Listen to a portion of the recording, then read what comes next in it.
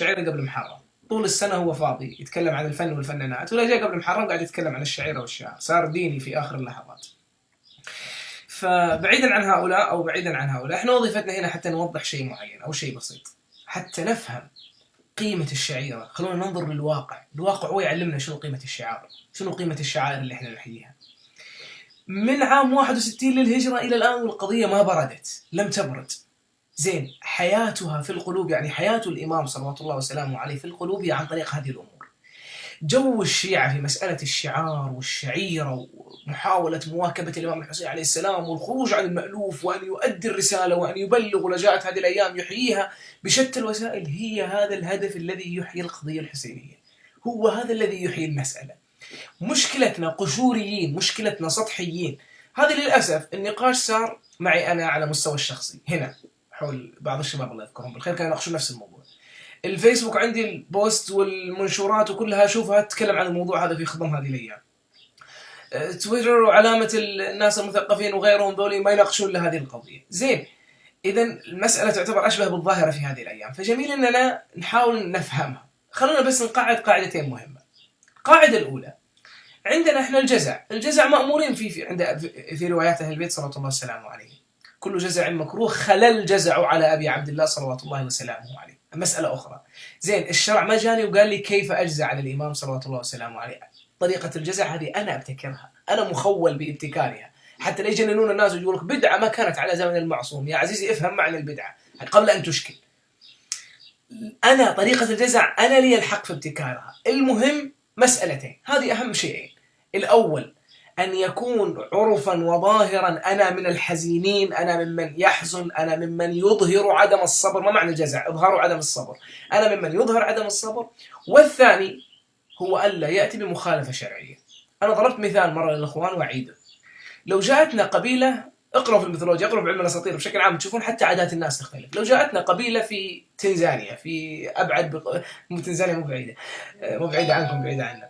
لو جاءتنا قبيلة من قلب أفريقيا، عندهم عادة أن الذي يحزن يتسلق الشجر. عادة، هو حزين فيهم يتسلق شجرة.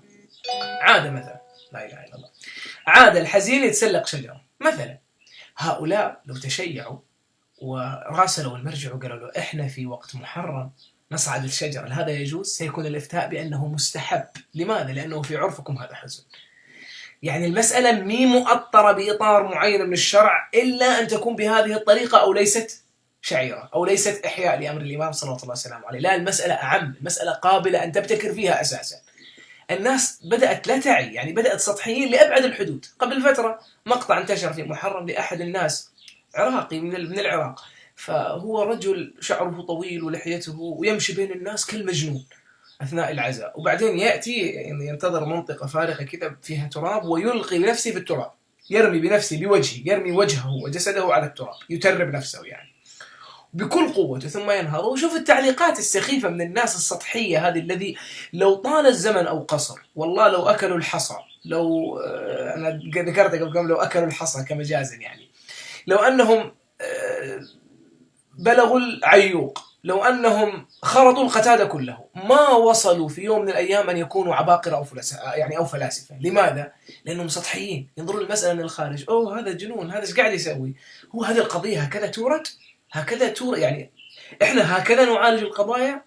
أنت انظر إلى هذا الرجل الراكز الملتحي، ما الذي جعله يخرج من طوره حتى يصبح مجنونا بين الناس ويرمي نفسه في قلب التراب؟ ليست حياة الحسين في قلبه؟ أليس إحياءه للأمر الحسيني؟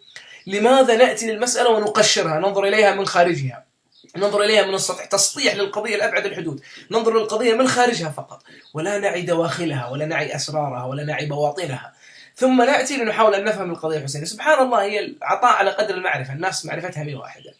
فأنا الذي أزعمه أو أقول أدعي أننا بإحيائنا للشعيرة وباختلافنا في إحياء الشعيرة، هذا يطبر وهذا جنزير وهذا مشي على الجمر وهذا يترب نفسه وهذا يلقي ندوة وهذا يلقي محاضرة وهذا يلطم وهذا هذا هو الذي يحيي القضية. ما الذي جعلها من 61 للهجرة إلى الآن حية في القلوب لو لم تكن تملك هذه العدة الطرائق التي بس يحين محرم يتجنن الناس، كما المشهور عن نزار قباني القصيدة المعروفة، القصيدة سأل المخالف حين أنهكه العجب هل للحسين مع الروافض من نسب، فأجبته ما للحسين وما لكم يا رائدي ندوات آلية الطرب، إن لم يكن بين الحسين وبيننا نسب فيكفينا الرثاء له نسب، يا لائمي حب الحسين أجلنا واجتاح أشربة الضمائر واشرأب. إحنا القضية قضية عشق غير محلول، قضية معادلة عشقية غير معروفة نواتجها، المجاهيل فيها أكثر من المعاليم، معادلة غير معلومة الأطراف، مرفوعة للأس السالب بالملايين، يعني شيء لا يمكن حله.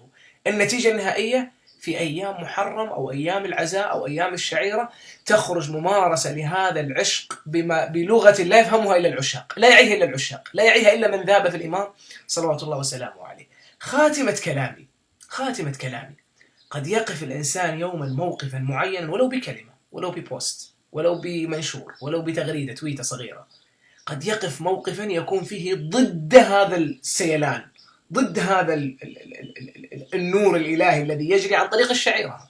أنا أدعي أنه عن طريق الشعيرة، نعم عن طريق الشعيرة. لماذا؟ لأن الحسين صلوات الله وسلامه عليه لما قتل في 61 للهجرة كيف بقي حيا؟ كيف هو حي إلى الآن؟ حي في القلوب، الأجيال تنقله بعضها لبعض. كيف تنقله؟ بالشعيرة. أنا والله العظيم ما ثبت الإمام الحسين في قلبي مسرحية الحسين مظلوما للشرقاوي، ولا لوحة الفنان الإيراني معروف جواد فرججاني المعروف اللي رسم لوحة عصر عاشوراء، ولا معزوفة البيانو لذاك الإيراني نسيت اسمه اللي اسمها نينوى، ولا غيرها. الذي ثبت قضية الحسين في قلبي صلوات الله وسلامه عليه المجلس واللطم والبكاء، هذا الذي ثبته في قلبي، هذا الذي أحياه، وبهذا سأوصلها للنتيجة القبل للجيل السابق، وهكذا ستتعدد الشعائر وسيأتي شعائر جديدة.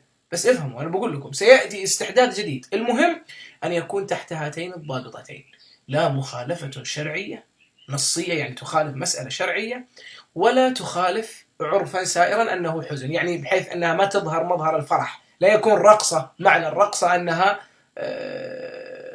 رقص معناه يعني مثلا الرقص عرفا أنه فرح، فلا يكون واحد يقول لك أنا أرقص لأنني أريد أن أحزن، فيكون في عرفا يقول لك الرقص أنه حزن، فنقول له هذا ما يظهر الجزع، هذا يظهر الفرح، فلازم نداري.